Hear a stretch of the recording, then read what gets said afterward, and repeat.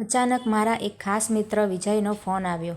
તું ઘરે જલ્દી આવી જા. મેં કારણ પૂછ્યું. તેણે કહ્યું, ઘરે આવી જા, પછી જણાવું. હું અને મારી પત્ની કાવ્યા કારમાં બેસી વિજયના ઘરે જવા રવાના થયા. રસ્તામાં વિચારતા હતા, આમ અચાનક બોલાવવાનું કારણ શું હશે? તેના ઘર પાસે કાર પાર્ક કરી અમે દોડીને અંદર ગયા. વિજયની પત્ની રડતી હતી. વિજય માથે હાથ દઈને બેઠો હતો. મેં કહ્યું, વિજય, અચાનક શું થયું? વિજયે કહ્યું, દોસ્ત, કાલે સાંજના સ્કૂલેથી છૂટી હેમલ, વિજયનો પુત્ર, ઘરે નથી આવ્યો. મેં કહ્યું, સ્કૂલમાં તપાસ કરી? એ લોકો શું કહે છે? સ્કૂલમાંથી કહે છે કે છેલ્લા પીરિયડ સુધી તો હેમલ ક્લાસમાં હતો. સાંજે તારી ભાભી તેને સ્કૂલે લેવા ગઈ. ઘણી રાહ જોયા પછી સ્કૂલમાં તપાસ કરી, પણ એ લોકોએ હાથ અદ્ધર કરી દીધા. પોલીસમાં જાણ કરી? મેં પૂછ્યું. હા, કરી. એ લોકો તપાસ કરી રહ્યા છે. છેલ્લે તારે કોઈ સાથે માથાકૂટ કે દુશ્મની થઈ હોય તો યાદ કર. ના, એવું તો કંઈ યાદ નથી આવતું. થોડીવાર માટે બેઠક રૂમમાં શાંતિ છવાઈ ગઈ.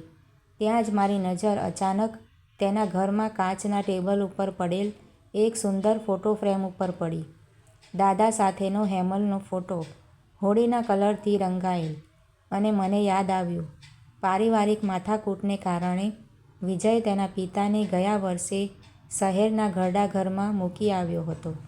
હું જ્યારે વિજયના ઘરે આવતો, ત્યારે દાદા અને હેમલની નિર્દોષ મસ્તી તોફાન જોઈ હું ખુશ થતો. દાદા પૌત્રનો પ્રેમ જોવાની ખૂબ જ મજા આવતી હતી. મેં વિજયને કીધું, તું ઊભો થા. વિજય કહે, કેમ? મેં કીધું, સવાલ કરવાનો સમય નથી. વિજય અને તેની પત્ની ઊભા થયા. અમારી કારમાં બેસી ગયા અને મારી કાર સીધી ઘરડા ઘર પાસે ઊભી રહી. મેં કીધું, વિજય, મારો અંતરાત્મા કહે છે, હેમલ અહીં જ હશે. અમે દોડતા અંદર ગયા. દાદાનો રૂમ નંબર મને ખબર હતો, કારણ કે કોઈ વખત હું તેમને મળવા જતો હતો. અમે દોડીને રૂમ ખોલ્યો તો હેમલ અને દાદા મોજથી મસ્તી તોફાન કરતા હતા. બંનેના ગાલ હોળીના કલરથી રંગાયેલ હતા. વિજયે દોડીને હેમલને તેડી લીધો. વિજય અને તેની પત્ની હેમલને ભેટીને ખૂબ રડ્યા. બેટા, આવી રીતે જાણ કર્યા વગર જતું રહેવાય? મારી આંખમાંથી પણ આંસુ પડી રહ્યા હતા. અને એ વખતે મારાથી કડવું પણ સત્ય બોલાયા વગર રહેવાયું નહીં. મેં કીધું, વિજય, તને તારો પુત્ર ફક્ત 24 કલાક આંખથી દૂર થયો અને આટલું લાગી આવ્યું, તો વિચાર કર, આ પથારીમાં સૂતેલ નિસહાય તારો બાપ 1 વર્ષથી તને તેની રડતી આંખે શોધી રહ્યો છે. તેની વેદના અને લાગણીની કલ્પના આજે તો થોડી કરી લે. હેમલ વિજયના હાથમાંથી ઉતરી ફરી દાદા પાસે જતો રહ્યો અને બોલ્યો, દાદા, આ લોકોને વઢો ને. મારે ઘરે નથી જવું. મને ઘરે નથી ગમતું. મેં કીધું, સોરી વિજય, બાળકો એ તો પરિવારનું ભવિષ્ય છે. તેઓને વર્તમાન જ આવો ખરડાયેલો બતાવશો તો આવનાર ભવિષ્યમાં તું આ બાળક પાસે શું અપેક્ષા રાખીશ? બાળકો હંમેશા તમારું વડીલ પ્રત્યેનું વર્તન અને વ્યવહાર જોતા હોય છે. જેવું વાવો તેવું લણો, એ ભૂલતો નહીં. આ પગલું મને તારું ત્યારે પણ યોગ્ય નહોતું લાગતું અને આજે પણ નથી લાગતું.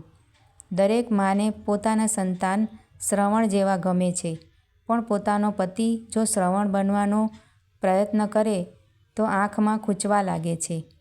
આ તારો વ્યક્તિગત મામલો હોવાથી હું ચૂપ રહ્યો હતો, પણ આજે મેં મારી મર્યાદા લાગણીના આવેશમાં તોડી છે, જેમાં મારો અંગત કોઈ સ્વાર્થ નથી. મને માફ કરજે દોસ્ત. મા બાપને સમજવા માટે મા બાપ બનવું પડે, કહી રડતી આંખે મેં રૂમની બહાર નીકળવાનો પ્રયત્ન કર્યો. ત્યાં વિજયે મને ઊભો રાખ્યો. દોસ્ત, ઊભો રહે. તું અમારી દરેક મુશ્કેલીમાં અમારી સાથે ઊભો રહ્યો છે, માટે તને સત્ય કહેવાનો પણ એટલો જ અધિકાર છે. હું મારા બાપ પ્રત્યેની ફરજ ભૂલી ગયો હતો. મારા બાળકે અને તે મારી આંખ ખોલી મને મારી ફરજ પ્રત્યે જાગૃત કર્યો છે. તારો આભાર માનું એટલો ઓછો છે. આજે જ હું નિર્ણય લઉં છું કે મારા પિતાને માન સન્માન સાથે હું અમારા ઘરે પરત લઈ જાઉં છું. દોસ્ત, ખૂબ ખૂબ ધન્યવાદ.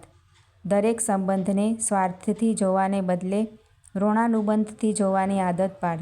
તારી દુનિયા બદલાઈ જશે.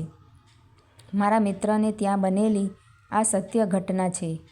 મિત્રો, આ વાર્તા તમને કેવી લાગી તે કમેન્ટ કરીને જરૂરથી જણાવજો અને જો સારી લાગી છે તો વિડીયોને લાઇક શેર કરીને આવી જ બીજી વાર્તાઓ જોવા માટે મારી આ ચેનલને સબસ્ક્રાઈબ જરૂરથી કરજો.